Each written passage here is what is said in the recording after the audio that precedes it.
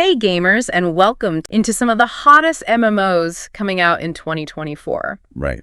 You guys have given us a ton of great suggestions for games to cover. Yeah, definitely want to talk about. And we're going to sift through them all and help you decide which ones are worth your time. That's right. We're here to help you navigate this exciting MMO landscape. For sure. So let's jump right in, starting at number 8. Okay, let's do it. We have Throne and Liberty. Ooh, very nice. Coming to PlayStation 5, Xbox Series X and S, and PC. Oh, hitting all the major platforms. It is, and it's this big fantasy MMO where you are battling to save the world from... Sounds epic. A villain. Classic MMO stuff. I know, right? But there's a twist. Oh, there's always a twist. I love twists. Tell me more. Okay, so Throne and Liberty, it's shaking things up with a classless combat system. Okay, so no classes. No, you're not locked into a specific role. Interesting. So how does that work? So you actually choose your weapons. Okay. And that defines your fighting style.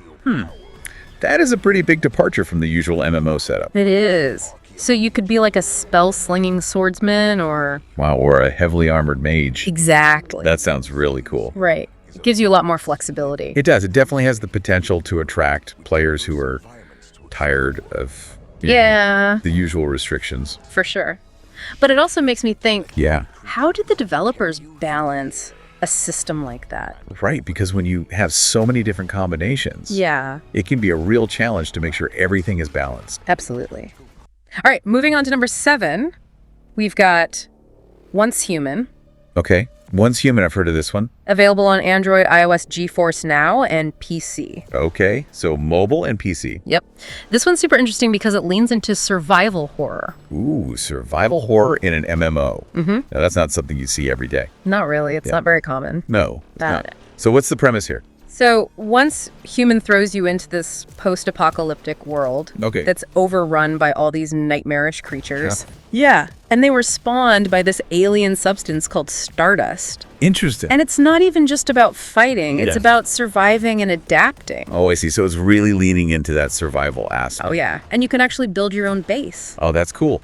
I love base building. Me too. So you're not just wandering around, you're actually creating your own little haven. Exactly. You're gathering resources, fortifying your defenses against this alien threat. It's like base building meets post-apocalyptic horror. Yes, exactly. Okay, so moving on to number 6. All right, what do we got? We have a veteran of the MMO scene, Black Desert Online. Black Desert Online, a classic. It's been around for almost a decade. Wow, and still going strong. Still pulling in tons of players. Why do you think that is? Well, it has these stunning visuals. I've heard the graphics are amazing. They are. And the action combat is just... Yeah, Black Desert is known for its combat. It is. Yeah. And they're also constantly evolving. Yeah, they're always adding new stuff.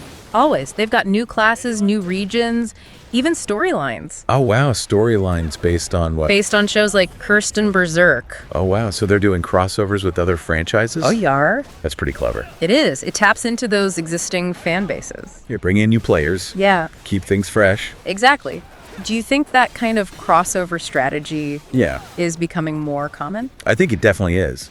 As the gaming landscape gets more competitive, Yeah. MMOs need to find ways to stand out. Totally. And what better way than to leverage an existing IP? Yeah. For sure.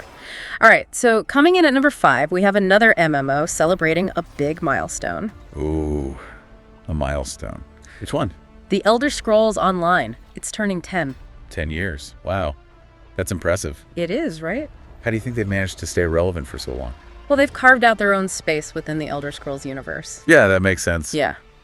They're not directly competing with the main Elder Scrolls games. And they're not slowing down. They've got all these anniversary events going on. Oh, that's cool. What kind of events? A new update with companions, battleground improvements, and even a home tours contest. A home tours contest? What is that? You get to show off your in-game house. Oh, wow. That's awesome. Right. They're really catering to all sorts of players. They are. Some people love the intense combat. Yeah. And others just want to hang out and build cool houses. Exactly.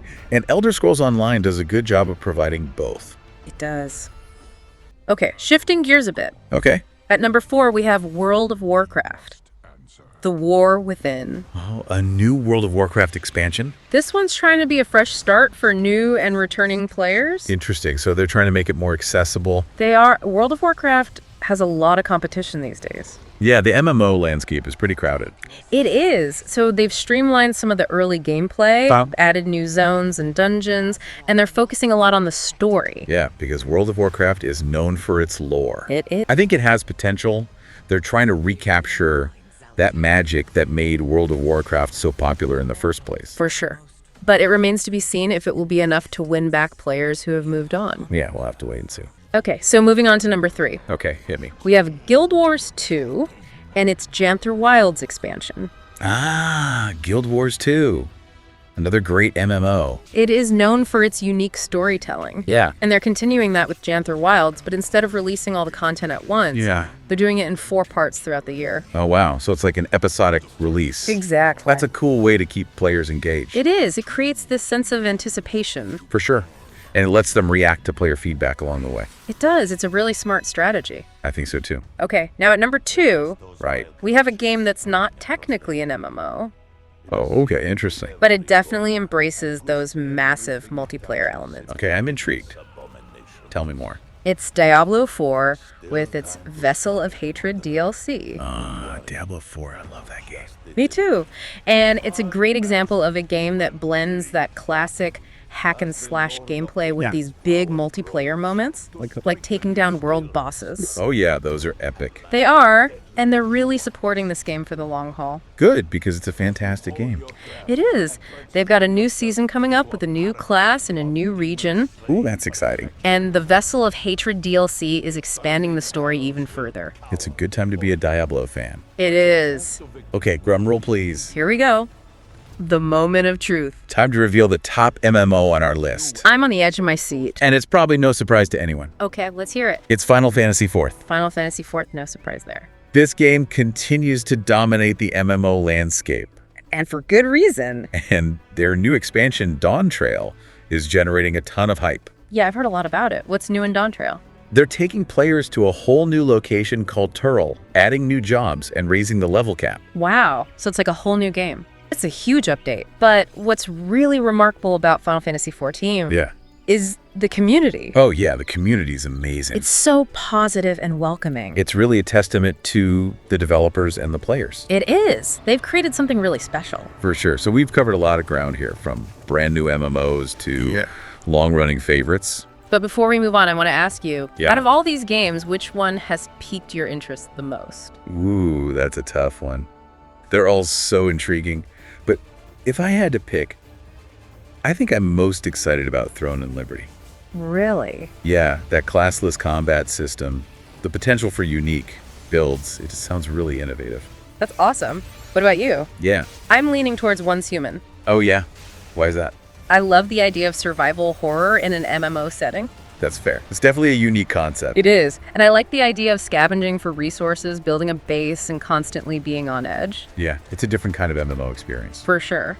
And it just shows how diverse the MMO genre is. Yeah, there really is something for everyone. Absolutely. But I think there's one final question we need to ask our listeners. Okay, what is it? With all these incredible MMOs out there, each with its own unique world. Yeah. Which one will you dive into first? That is the question, isn't it? It is. Will it be Throne and Liberty? Ooh, with that classless combat. Or maybe Once Human and that survival horror vibe? What about Black Desert Online? Always a solid choice. Or maybe you're drawn to the rich world of the Elder Scrolls Online. So many options. Perhaps you'll return to Azeroth in World of Warcraft. The War Within is calling. Or maybe you'll get hooked on the episodic storytelling of Guild Wars too. Janthir Wilds is waiting. Or maybe you'll slay some demons in Diablo 4. Classic dungeon crawling. Or join the amazing community in Final Fantasy IV. Always a good time. So many choices. The choice is yours. You can create your own story, forge new friendships, embark on epic adventures. It's all out there waiting for you. So go explore, experiment, discover. And most importantly, have fun. Until next time, happy gaming.